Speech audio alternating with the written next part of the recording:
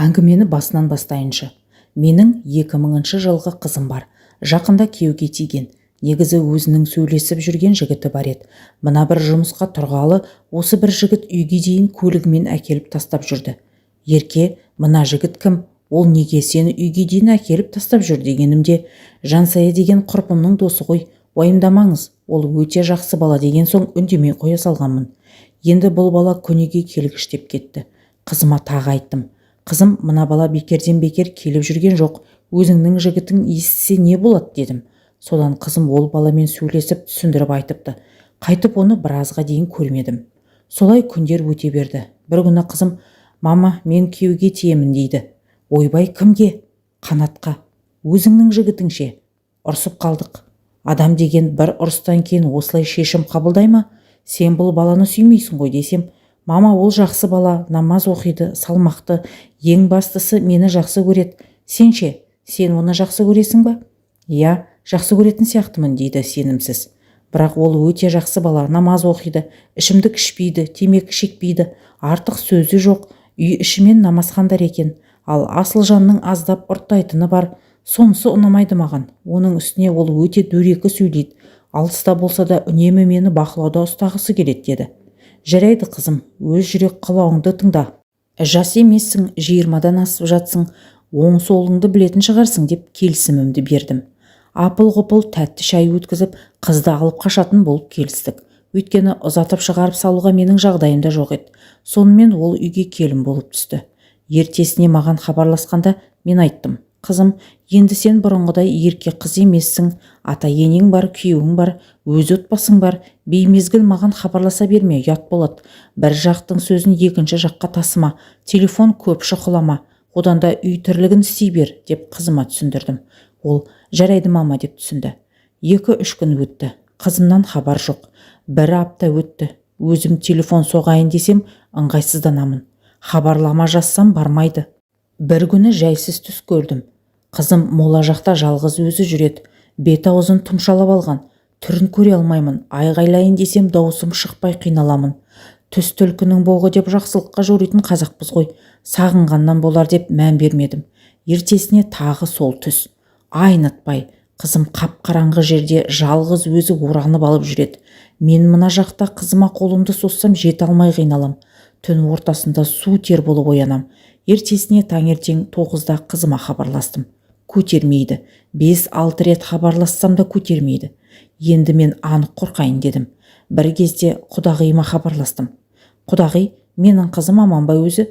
Қанша күннен бері хабарласа алмай жатырмын дедім. Иә, бәрі аман есен, алаң болмаңыз. Үйден қонақ үзілмей, қолы тимей жатқан болар дегенде барып, дедім. Қызыма телефонды беріңізші, дауысын естиін, сағынып кеттім дедім. Бір кезде қызым алып, алло дегенде мен басқа дауыс естідім. Менің қызым емес, басқа біреудің дауысы сияқты. Себебі еркемнің дауысы саңқылдап қалған, тез-тез сөйлейтін, алло мам деп жарқ ете қалған дауыс жоқ. Қорқып тұрған адамның дауысындай. Ана шіркіннің жүрегі ешқашан алдамайды ғой.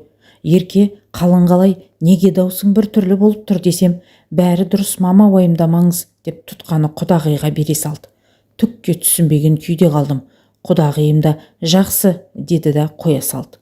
Сенесіз ба, сол күні түнімен ұйықтай алмадым ғой. Қызымның ақырын ғана алло деген дауысы құлағымнан кетпейді. Сол түні тағы да жайсыз түс көріп шықтым. Бұл жолы күндегіден де сұмдық түстер. Қызым сел суға ағып бара жатқандай, түрі көрінбейді, тек қолын созады маған. Мен де қолымды соссам өте алыста, айғайлайын десем даусым шықпай тағы қиналдым. Ертесіне тұра салып такси шақырып қойдым. Құдағиға звондап, құдағи, мен сіздердің үйіңізге барайын деп жатырмын. Такси шақырып қойдым, үйіңізге кірмеймін, қызымды көремін де қайтам. Менің жүрегім тынышталмай жатыр дедім. Құдағи, сіз әлі шықпай тұрыңыз, мен қазір намаз оқып болған соң сізбен хабарласамын. Таксиіңізге айтыңыз, келмей ақ қойсын деді. Мен одан сайын алаңдасам да құдағидың келесі хабарласқанын күттім. Құдағиым түнгі 10-дарда бірақ хабарласты. Сіздерге айтпаймыз деп жүрген едік. Бірақ сіз келем деген соң айтпасқа амалымыз қалмады, дейді күмілжіп. Мен шошып кеттім. Не болды? Қызым аман ба? Неге күмілжіп тұрсыз? Шындықты айта беріңіз, дедім шыдамсызданып. Ұлым мен келіннің төсегіне дуа жасалған екен. Ұлым қазір қатты ауырып, адам танымай жатыр. Еркені де танымайды. Түнде айғайлап сандырақтағаннан қызыңыз қатты қорқып қалған. Сол үшін де екеуін бөлек жатқызып жатырмын. Ерке залда менің қасымда жатыр. Қанатты көргеннен дірілдеп қорқа береді. Қазір 4 молда 4 жақтан оқып жатыр. Өткендегіден сәл тәуір болып қалды. Бірде есін білсе, бірде білмейді. Есін жиғанда еркеге мені тастап кетпеші дей береді екен. Қызыңызға мамаңның үйіне барып демалып кел десем бармай жатыр ғой дегенде менің үстіме мұздай су құйғандай болды. Қорқып кеттім. Қызыма беріңізші деп жылап жібердім. Бір кезде қызым алло дейді ақырын ғана. Қызым ботам, еркетайым, жағдайың қалай десем, жақсы деп созды. Мен қазір барып сені алып кетемін дедім бірден. Жоқ мама, мен ешқайда бармаймын дейді даусы өзгеріп. Қызым, неге үйге келгің келмейді? Құдағиға да үйге бармаймын депсің. Неге олай дедің десем, ауырып жатқан күйеуімді қалай тастап кетемін мама? Ол маған тастап кетпеші дейді. Иә, сенікі де дұрыс. Мен де сені қолдаймын. Бұл да бір Алланың сынағы шығар. Бірақ қанат жазылғанша менің қасыма келсеңші. Бәрібір бөлек жатып жүр екенсіңдер. Мен сені ажыратып алмаймын ғой десем, жоқ мама, бармаймын дедім ғой деп тұтқаны қоя салды. Ал уайым, не істеймін, ешкімге айта алмаймын. Ертең жақсы болып кетсе күйеу баламды бәрі саусағымен шұқып көрсете ма деп ешкімге айтқым келмейді. Бірақ содан кейін күнде қызыммен сөйлесіп тұрдым. Бірақ бұрынғыдай әңгіме айтпайды. Қасында біреу тұрғандай. Бір күні үйіндегілер Жетісайға молдаға кеткен екен. Қызымыз екеуміз 1 сағаттай сөйлестік. Мама, мен мына үйден қатты қорқамын дейді. Онда сені алып кетейін да, рұқсат берші, ертең қанат жазылса қайтып барасың деймін жалынып. Жоқ мама, мен оған уәде бергенмін, оны тастап кете алмаймын дейді. Сонымен арада 1 апта өткенде қызыма хабарлассам, мама, бізге дуа жасалмаған дейді молда. Қанаттың ішіне жын кіріп кетіпті. Әскерден келгенде достарымен қыдырып жүріп, жаман жерді басып қойған екен. Ол шоколадты көп жейтін еді. Сол ішіндегі жын тәтті жегізіп жатыр депті молда дейді қызым. Ал одан сайын қорқайын. Қызымды зорлап алып кете алмаймын. Күйеу балама молда айтыпты. Ішіңдегі жын әйел екен. Сен оны тәттімен баптап жатыр екенсің. Ол сен үйленбей тұрып ішіңе кірген, ал сен үйленген соң шыққаны, ол сені қызғанып жатыр. Ертең оразада олар ұйықтайды, сол кезде оқып қайтарамыз депті. Содан 1 ай оразада күйеу бала жақсы жүрді. Ораза біткен соң ауруы қайта басталды. Бір күні Астанадағы 2-ші қызым келді. Мама, Еркені қатты сағындым, бауырым екеуміз барып келейікші деген соң жібердім. Бірақ құдағиға алдын ала ескертіп қойдым. Олар кешке барған. Ертесіне сағынышымыз басылмады, тағы 1 күн жатайықшы деген соң мақұл дегем. Түс қайта Астанадағы қызым хабарласып, мама, біз қайтатын болдық, мына үй бізді қуып жатыр дейді ғой. Ойбай, қуғаны несі? Қалай сонда десем, мама, үйге барған соң айтам деп тұтқаны қоя салды. Үйге келген соң кіші қызым, мама, ана үйде Ерке бақытсыз екен. Ол үй бар ғой, тура мола сияқты мама. Есіктен кіргеннен айналаға Алла туралы жазып тастаған. Азаннан кешке дейін сөрелерді бақыртып қойып қояды екен. Үйінде 11 адам тұрса да дыбыстары шықпайды. Бәрі өз бөлмелеріне кіріп Құран жаттап тәсбих тарта береді екен. Үйінде шыбынның дауысы ғана естіледі. Өзара сыбырласып сөйлеседі екен. Сіз беріп жіберген нан мен тәттілерді итке тастап жатқанын көрдім. Мама, ол үй біртүрлі екен. Еркені көрсеңіз, мүлдем басқа адам болып қалыпты. Жөтелсем де селк ете қалады дегенде мен тез киініп жолға дайындала бердім. Еркеге хабарлассам көтермейді. Хабарлама жазып жібердім. Қазір мен барайын деп жатырмын, дайын отыр деп жаздым. Арада 5 минут өтпей құдағи хабарласып, құдағи қалайсыздар дейді түк болмағандай. Қазір біз сіздердікіне барайын деп жатырмыз. Еркенің кеше бауырларына деген сағынышы басылмапты, сізді де сағыныпты деді. Барамын деп отырған мен мынадан кейін мысым басылып қалды. Өздерінің келгенін күттім. Шыдай алмай далада күтіп отырмын. Бір кезде келді. Қақпаны ашып қойғанмын. Сонда да олар көліктерін сыртқа қалдырып, өздері кіріп келе жатты. Мен қызымды көргенде талып қала жаздадым. Сенесіз ба? Түрі тура бір зомби сияқты ғой. Сұп-сұр, ап-арық, сәлден кейіп қалған ба, аяғында зомбилар сияқты сүйретіп келеді. Көзі шиша сияқты, нұры жоқ көзінде. Мен оны құшақтаған кезде қу сүйек қой. Небәрі 2 айдың ішінде неліктен бұндай күйге түскені мен үшін жұмбақ. Сонда да әдептен озбай өз-өзімді ұстап үйге кірулерін өтіндім. Жоқ, құдағи, үйіңізге кірмей-ақ қояйық.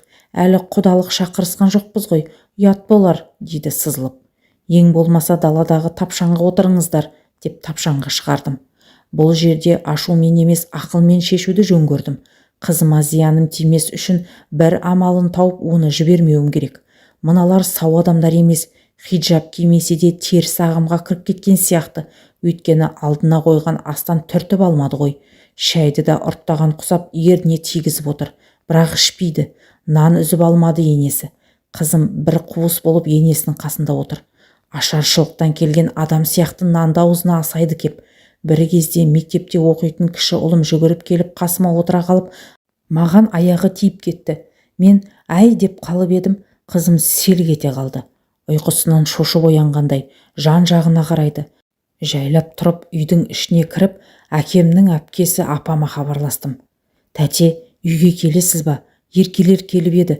Қызымның түрі ұнамай тұрмаған. Оған бірдеңе істеп қойған сияқты.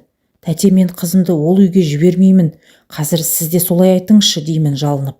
Үнемі мені қолдап, көмектесіп жүретін апам, қазір мен барамын, қызды жібермей тұр, деді. Мен 4 баланың анасымын. Күйеуім осыдан 10 жыл бұрын жүрек талмасынан қайтыс болған. Ақерке үлкен қызым. Біз оны еркелетіп, Ерке деп атап кеткенбіз. Әкесі марқұм сондай қатты жақсы көретін еді.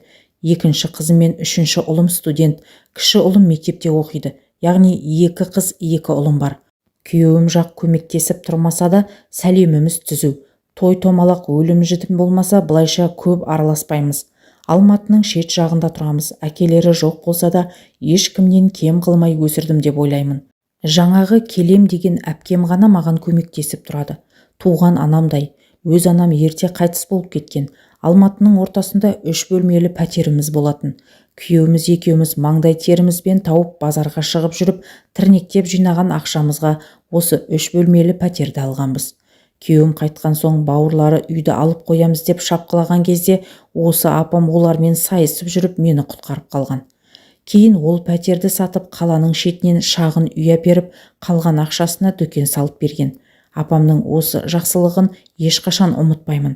Апам өте әділ, қатал болса да сондай мейірімді. Сол үшін де ең бірінші осы апама хабарластым. Қызым былай шыққан соң жайлап түсіндірдім. Ерке, мен сені бүгін жібермеймін.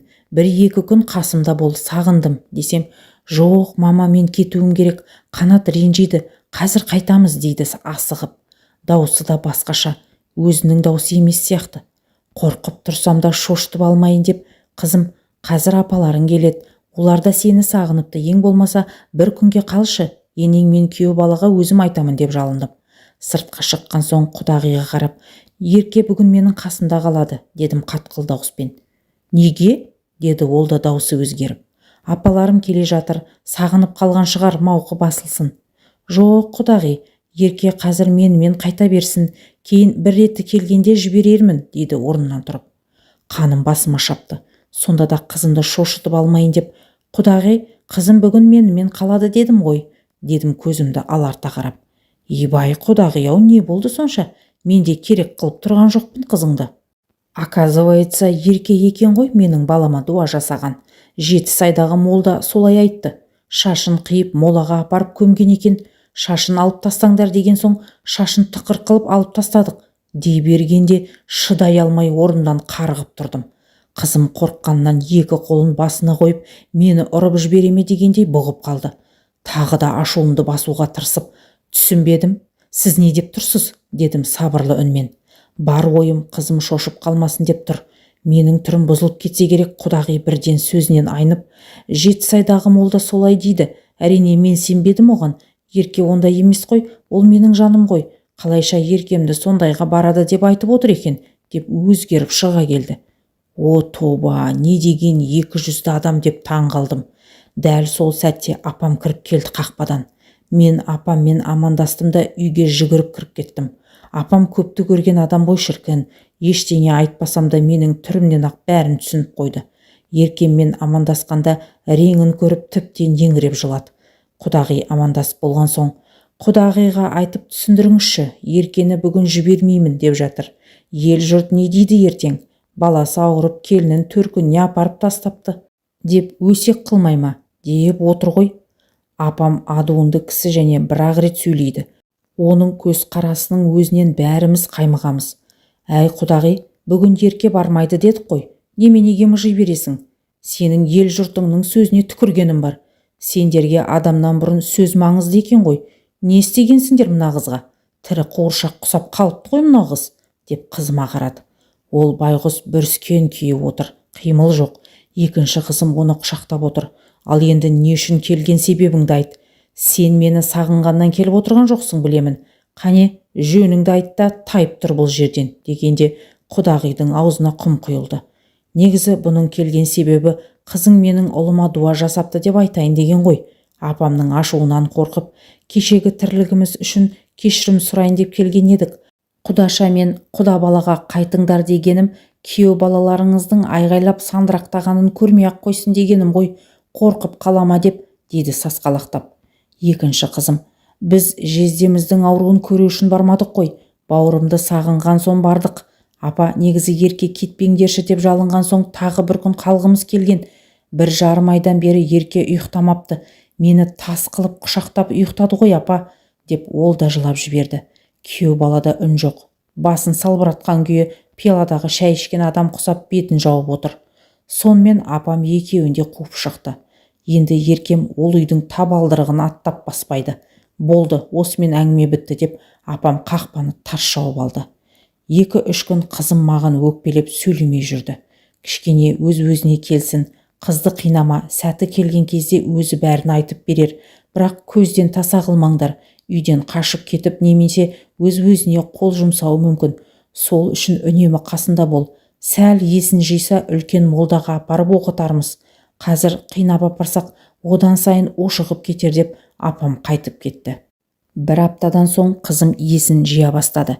Келген күннің ертесінен бастап 3 күн ұйықтады ғой.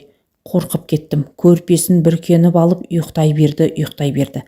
Тамақ жеуге әрең тұрғызамыз. Ұйқысы қанып, есін жиып бетіне қан жүгіріп, көзі ашылып қалды қызымның. 1 аптадан соң әңгімеге тарттым. Ол кезде екінші қызым Астанаға қайтып кеткен. Ерке екеуміз кешке серуендеп жүріп ақырын сұрай бастадым. Қызым, маған ештеңені жасырмай айтшы. Ол үйде не болды, деймін жай ғана. Мама, сіз шыдамсыз адамсыз ғой. Мен қазір айтсам оларға айғайлап кетесіз. Одан да ештеңе айтпай қояйыншы, дейді төмен қарап. Қызым, уәде беремін, оларға ештеңе демеймін. Тек сол 2 айда не болғанын айтшы. Соншама азып тозып кететіндей не жағдай болды, деймін шыдамсыздана. Жарайды айтамын. Бірақ сіз де уәдеңізде тұрыңыз. Оларға ұрыспаңыз. Мен Қанатпен ажырасқым келмейді. Осыны ұмытпаңыз. Ол өте жақсы адам, тек мамасы, деп тоқтап қалды. Не мамасы? Мамасы не істеді саған? Деп даусым шығып кетті. Қызым маған өкпелі көзбен қарап, уәде бердіңіз ғой дегендей аузы бұртиып қалды. Болды, қойдым, кешір. Тек ештеңені жасырмай айтшы, дедім құшақтап. Екеуміз саябақтағы орындыққа отырып алдық. Қызымның ойлы көзі алысқа кетті. Үндемей отыр. Мен де үндемедім. Бір кезде, мама, егер менің әкем тірі болғанда, олар мені бұлай басынбас еді, деп бастады әңгімесін. Үлкен абысыным Айжан бар ғой, соның әкесі өте қатал екен. Енем сол құдасынан жаман қорқады. Абысыныммен қайнағам жұмыс істейді. Азанда кетеді, кешке келеді. Үйдің тірлігіне қолының ұшында тигізбейді. Тіпті шай ішкен кесесінде жумайды. 2 келін бір үйде тұрамыз. Ол ханшайым сияқты. Ал мен болсам, сол үйдің күңі сияқтымын. Азынан кешке дейін үй тірлігін істеп жүре беремін. Жұмыстан қашпаймын ғой. 9 сынып бітіргеннен бері еңбектеніп келемін емес пе? Бірақ екеумізді алалайтыны жаныма батады. Менің әкем жоқ болғаны үшін солай жазалайды деп ойладым. Әкемді мен өлтіріппін ба? Неге адамдар жағдайы мен түр әлпетіне қарап, төркініне қарап бөледі? Мені бөлектегендері айтпаса да білініп тұратын. Келін болып түскен соң 10 күннен кейін Қанат ауыра бастады. Бірінші басым ауырады дей берді. Бір күні ұйықтап жатсам, Қанаттың айғайлаған даусынан шошып ояндым. Түріне қарасам көздері ойнақтап, бір нәрседен қатты қорыққан сияқты аспанға қарап қолын созады. Әне келе жатыр. Анау 3 адам маған жақындап қалды деп жан даусымен айғайлайды. Бәрі бөлбемізге жүгіріп келді. Мен қатты қорыққаным соншалық қозғалуға шамам келмей қалған. Енем бісмілләсін айтып дұғалар оқып жатыр. Абысыны мені зал жаққа алып кетті. Бір кезде күйеуімнің жылаған даусы естілді. Не керек, сол түні ұйқы бөтін көрмедік. Ертесіне күйеуіме жақындамақ тұрмақ, түріне қарауға қорқамын. Кешегі ойнақтаған көздері есімнен кетпейді. Енеме айтып едім, ол мені өзінің қасына жатқызды. Атам вахтада жұмыс жасайды, сонымен қанат бірде сау, бірде ауру. Сау кезінде мені тастап кетпеші деп жалынады. Неше түрлі молдаларға апарды, бірақ нәтиже жоқ. Көзіне біреулер елестеп, біресе жылап, біресе күліп, түсініксіз жағдайлар болатын. Бәрі сол Жетісайдағы молдаға барып келгеннен кейін басталды. Ол жақтан келгендегі енемнің көзқарасы әлі есімнен кетпеді. Сондай өшпенділік көзімен қараған еді. Сен менің баламды дуалапсың ғой. Дуа кеш, үндемей жүріп бәрін бүлдіріп жүрген сен екенсің ғой дегенде мен түсінбей қалдым. Мама, не деп тұрсыз? Қайдағы дуа? Дуа деген не өзі деп түсінбей қалдым. Иә, түк білмей қал. Неменеге өтірік көлгірсіп тұрсың? Айт шыныңды, қай жерге жасаттың дуаны деп айғайлағанда қорқып кеттім. Мама, енем қайдағы дуаны айтып отыр? Мені солай жасайды дегенге сенесіз ба? Деп қызым сұрағанда мен өз теріме сыймай жынды болып кете жаздадым. Дәл қазір барып құдағидің шашын жұлсам ба деп жұдырығымды тасқып түйіп отырдым. Бірақ сөйлеуге болмайды. Қызымды әрең дегенде сөйлеткенде қазір бірдеңе десем, ол мүлдем ештеңе айтпай қоюы мүмкін. Өзімді қолыма алып, жоға қызым, қайдағы дуа? Сен ондайға бармайсың ғой. Олар арамза молдаға сеніп шатасып жатқан болар деген сөзді айтқаныма өзімнің жыным келіп отыр.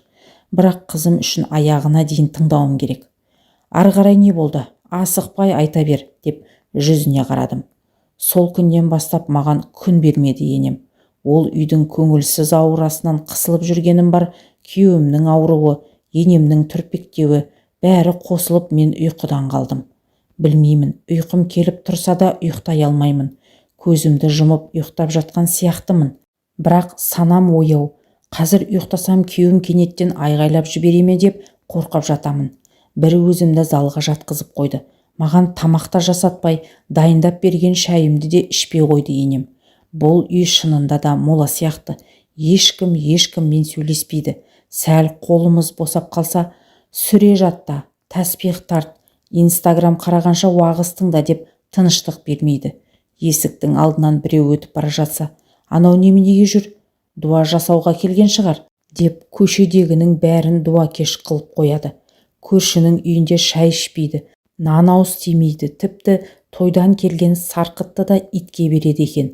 Балаларына да солай үйреткен. Қысқасы, ол үйдегінің бәрі тек енемнің бұйрығымен жүрген. Ол жат десе жатады, тұр десе тұрады. Балаларының бәріне намаз оқытқызып қойған. Мама, мен де бұрыннан намаз оқимын ғой, бірақ мынадай санасы уланып кеткен адамдарды бірінші рет көруім. Ол үйде Алладан басқа әңгіме айтылмайды. Бір жерге барып көрген білгеніңді айтайын десең, енем, олай деп айтпа, күнә болады. Оның үйінен тамақ жеме, харам деп тыйып тастайды. Одан кейін әңгіме айтуға да қорқып қаласың. Бұл үйде тек атам ғана намаз оқымайды. Атам өте жақсы адам, бірақ бақытсыз деп еркемнің көңіл күйі түсіп кетті. Атасын жақсы көретіні байқалады. Құлыным кішкентай болып 2 айда соншама есейіп кеткеніне таң қалдым. Бір кезде сөзін қайта жалғастырды. Атам байғұс вахталық жұмыста істейді. 1 ай істеп 1 ай демалады екен. Миллиондап тапқан ақшасының 1 тиынын құртпай енеме санап береді. Сонда да жақпайды. Жұмыстан келсе де үйде болмай басқа жұмысқа кетіп қалады. Жексенбі күні такси болып кете салады. Ең бастысы мына үйде болмаса болды. Меніңше ол үйден қашып жүреді. Өйткені енем оған да тыныштық бермейді. Арасында 100 грамдататын әдеті бар, бірақ салынып ішпейді. Соны енем бетіне басып, жағасынан алады. Үйге кіргеннен, ой, алқаш келдің бе? Одан да намаз оқымайсың ба? Жұрттың еркектері намаз оқып дәретін алып жүреді, ал сен кәпір арақтан аузың құрғамайды. Сен ішсең менің намазым қабыл болмайды. балаларыңнан үлгі алмайсың ба деп миын жеп қояды. Байғұс атама жаным ашып кетеді. Әрине сондай сөздерден кейін үйден қашып кетеді. Енем тіпті қасына жатпайды екен. Екеуі екі тамда жатады. Бұл үйде Қанат пен атам ғана жақсы адамдар. Анау екі қайнағам мен қайын енеме ұқсап кеткен. Яғни енем солай өзіне ұқсатып алған. Күніге дін туралы уағызды миына құя берсең, кез келген баланың санасы уланады ғой. Анау болмайды, мынау болмайды деген тыйымдары көп. Тіпті судың өзін артық жаратқызбайды. Үйде Аристон болса да далаға дәрет алыңдар, суды ысырап қылмаңдар дейді. Артық шомылуға қорқамыз. Бірдеңе болса Алланың қалауымен болды. Алла солай қалап тұр. Амал жоқ. Алла бәрін өзі реттейді. Бір Аллаға сен, басқа ешкімге сенбе дей береді. Олардың айтуынша Қанаттың ауруы да Алланың қалауы екен. Алла сол ауруы арқылы менің кім екенімді көздеріне шұқып көрсетіпті. Қайта дер кезінде белгі беріпті. Әзірге саған бала тууға болмайды деп баламды да түсіріп қойды дегенде мен тоқта, қайдағы бала? Сенің балаң түсіп қалды ма не? Деп шошып кеттім. Я мама, 1,5 айлық балам түсіп қалды. Аяғым ауыр екенін тест алып білгенде қатты қуанып едім. Бірақ енем қуанбаған сияқты. Өзімнің балам ауырып жатқанда қайдағы бала деген еді. Бір күні түнде құптан намазын оқиын деп жуынатын бөлмеде дәрет алайын деп жатсам, қайным, далаға алмайсыз ба? Жылы суды құрта бермеңдер деп еді ғой мамам дейді. Даладан қорқамын десем, маған айғайлап кетті. Үйде ешкім жоқ еді. Қанатты молдаға алып кеткен. Сол қайныммен ұрсысқан күні ішім қатты ауырып, астымнан бірдеңе лоқ етіп түскендей болды. Әжетханаға кіріп қарасам, ұйыған қан екен. Ішім қатты ауырып, жылап жатып қалдым. Бірақ сол кезде дәрігерге де апармады. Енем келгенде айтып едім, ештеңе етпейді, Алланың қалауы сол шығар деп жатқызып қойды дегенде қызым жылап жіберді. Мен мынаны естіп жынданып кете жаздадым. Ерке, мен қазір барып енеңнің шашын жұламын деп орнынан атып тұрдым. Мама, ештеңе демеңізші, уәде бердіңіз ғой.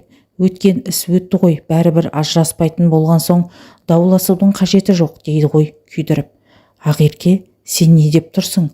Сен ол босағаға қайтып бармайсың. Мені де өлсін демесең, ол үйге қайтып барма. Манадай жағдайдан кейін қалайша ажыраспаймын деп отырсың деп айғайлап кеттім. Мама, мен атама Қанатты тастап кетпеймін деп уәде бергенмін. Атам өте жақсы адам. Ол маған сәл шыдасаң бұл үйден бөлек шығарамын. Күйеуіңді алып мына үйден қашыңдар. Ұлымды анасынан құтқар. Ол бекерден бекер ауырып жатқан жоқ. Бала күнінде аттан құлап басына зақым тиген болатын. Меніңше сол жарақат енді қысып жатқан сияқты. Ұлымды тәуіп пен молдаларға апара бергенше медицинаның көмегіне жүгінсе болады ғой. Мені тыңдамайды. Көріп жүрсің, ертерек бұл үйден құтылмасаңдар, ажырасып тынасыңдар деген атам. Сол үшін де мен Қанатты ол үйден құтқарғым келеді. Қанаттың мінезі атама ұқсаған, тек енемнің сөзіне еріп кейде дауыс көтергені болмаса, екеуміз жеке отырып әңгімелесіп қалсақ, енем жүгіріп келіп мені немесе Қанатты жұмсап жібереді. Екеумізді сөйлестірмейді. Қанат ауырып Жетісайға барып келгелі жақындаспаппыз. Яғни енем жақындатпайды. Бір күнде 24 сағат болса, біз 2-3 минут қана сөйлесеміз. Бір-бірімізді сағынамыз. Бір үйде тұрсақ та алыстап барамыз. Бірақ сол дуа жасалды деген сөзден кейін енем біздің ортамызға түсіп алды, дейді қызым. Онда неге ұстап отыр сені? Күйеуіңнің қасына жатпасаң, бірге отырып тамақ ішпесең, не үшін жібермей отыр десем. Жұрттардың сөзіне бола ұстап отыр мені. Баласы ауырып, келіні тастап кетіпті деп күледі деген сөзін естіп қалғанмын. Сонда мені тек үйінің тірлігіне бола ұстап отыр екен ғой. Өткенде осы жаққа келердің алдында тағы бір молдаға барғанбыз. Мені де алып барды сол кезде. Енем менің көзімше, баламды мынау дуалапты, соны қайтара аласыз ба дейді ғой. Сонда молда күліп жіберіпті. Сіз не деп отырсыз? Мына қыз періштедей тап-таза ғой. Қалай ұялмай айтып отырсыз мына сөзді? Қайта сіз осы қызға аудармақшы болыпсыз ғой деп ұрсып берді. Қызымның мына сөзін естіп шошып кеттім. Тоқта, сені де оқытуға апарды ма не? Деймін шыдай алмай. Я мама, Жетісайдағы молдаға 2-ші рет барғанда мені де апарды ғой. Қанат екеуміздің басымызды тақап қойып, иығымнан сілкілеп отырып оқыды ғой, деп отыр. Ерке, енді манаған шыдай алмаймын мен, дедім телефоныма жабысып. Қызымның хабарласпа дегеніне қарамай құдағиға телефон соқтым. Құдағи, Еркені оқытуға не үшін апардыңыз, дедім. Баламның айғайлағанынан шошып қалған соң оқытып жіберейін дегем, деді тұтығып. Сіз менің қызыма дуаны аударамын деп бастарын түйістіріп қойып оқытыпсыз ғой. Кім ол молда? Маған мекен жайын беріңіз. Мен қазір барып оны сотқа беріп, быт-шытын шығарайын. Оның сандырағы қызымның өмірін қор қылды ғой, деп жатқанда тұтқаны қоя салды. Қаным басыма шапты. Қайта хабарлассам көтермейді. Арада 20 минут өтпей қызыма Қанат хабарласып ұрсыпты. Далада отырсам жүгіріп келіпті ботадай боздап. Мама, енемді үй ішімен соттатамын дедіңіз ба не? Неге олай дейсіз? Қанат екеуміз ұрсысып қалдық, деп жылап тұр. Әй, мен тек молданы соттатамын дедім ғой, дедім. Мама, енемнің құйтырқылығында сөз жоқ. Таза әртіс ол. Алдында маған ауылыңа барып кел деп алады да, мен киініп жатсам Қанатты қайрап жібереді. Қанат, мен ауырып жатқанда сен қыдырып жүресің ба десе, көңіліне қарап ешқайда бара алмай қаламын. Сыртқа шықсам, ауылыңа бармадың ба не деп түк болмағандай көлгірсейді. Мені түк білмейді деп ойлайды. Бірақ мен бәрі соның ісі екенін білемін, дейді қызым. Таң қалдым. Алдында тәтті шайда кездескенде бізге құда да құдағи да ұнаған, тіпті көпті көрген апам да ұнатып, жақсы адамдар сияқты деген. Төгіліп қалған ұзын көйлек киіп, басына аппақ орамал тартып алғаны сондай әдемі жарасып тұр еді. Намаз оқимыз, үй ішімізбен намаз оқимыз деп қайталай бергеніне де мән бермеппін. Санасы уланғандар екенін қайдан білейін? Адамның сыртқы пішініне емес, жан дүниесіне қарау керек екен ғой. Орыстар айтпақшы, первое впечатление обманчиво дегендей, бір көргеннен адамды танып білу мүмкін емес қой. Бетперде таққан адамдар қаншама мына өмірде. Оларды тіпті өз баланың тағдыры қызықтырмайды. Біреуге жаманшылық жасап, өз ұрпағына зиян келтіріп жатқанын білмейді. Білсе де ертеңін ойламай, момындарға қиянат жасайды. Қазір қызым үйімде. Ол күйеуінен ажырасқысы келмейді. Мен бармайсың деп отырмын. Күйеу балада шешім қабылдай алмай, ажырасатын шығармыз, бір айдай бөлек тұра тұрайық. Сені қимаймын, мамам бөлек шықпайсыңдар деп отыр, деп не істерін білмей отыр. Енді бар үміт атасында. Атасы вахтадан келсе бір шешімін шығарар деп отырмыз. Қазір қызымның реңі кіріп, көзі ашылып қалды. Маған салса, ол отбасына жолатқым келмейді, бірақ қызымның көңіліне қараймын. Күйеуін құтқарамын дегеніне қуанамын бір жағы. Екеуі бір-бірін жақсы көретініне сенімдімін. Меніңше ешқандай дуа да жоқ, жын да жоқ сияқты. Тек баланы толық тексеріп, дәрігерге қарату керек сияқты. Кейбір аналар өз балаларын қорғаймын деп жүріп, зияны тиіп кететінін білсе ғой. Баласы жігіт болып қалса да, ол үшін шешім қабылдап, әр қадамын бақылап отырған дұрыс емес деп ойлаймын. Жас келіннің сол үйге сіңіп кетуі ең бірінші енеге байланысты. Баласын қызғанатын енелер де бар. Өз көзімізбен көріп те жүрміз, бірақ соны өздері мойындамайды. Отырып алып келінін жамандайды. Менің балам деген, менің балам алтын ғой деп, тек баласын жақсы көріп, келінін бауырына басқысы келмейді. Екеуі бір-бірін қатты жақсы көріп өліп өшіп тұрса, баламның басын айналдырып алған деп шығатын аналар да бар. Жарып жас бесіктен белі шықпаған қыз дуаны қайдан біледі? Тәуіп бақсылардың 90% дуа жасалған деп айтады. Неге? Өйткені оларға сол выгодно. Дуа десе, сіз сол дуаны қайтарып бер деп міндетті түрде айтасыз. Ал ол деген қып-қызыл ақша. Ұлыңыз үшін барыңызды беруге дайын тұрасыз. Құдағилары Жетісайдағы молдаға бір жылқының ақшасын беріпті. Әрине, одан кейін ол молда кінәлі адамды табу керек. Еш ойланбастан мынау деп жас келінді көрсете салған. Оның бір ауыз сандырағы қыздың тағдырын талқандағанымен жұмысы жоқ. Шарлатан дейді ондайларды. Қасиеті бар мықты молдалар бар әрине, бірақ қайсысы шынайы, қайсысы алаяқ екенін ажырату қиын. Қазір алаяқ тәуіп пен арамза молдалар көбейіп кетті. Оған сенушілер де көбеймесе азаймай тұр. Өте өкінішті. Құдағидың өзі намаз оқып жүріп сондайларға бару күнә екенін қалай білмейді. Соны түсінбедім мен. Аллаға серік қосу демей ма ондайларды? олар сенің мәселеңе қарап не естігің келеді, соны айтып бере салады. Яғни өзіне тиімді нәрсені айтса, саудасы жүреді. Ал сіз қалай ойлайсыз? Тәуіптерге сенуге бола ма? Дуа дегенге сенесіз бе?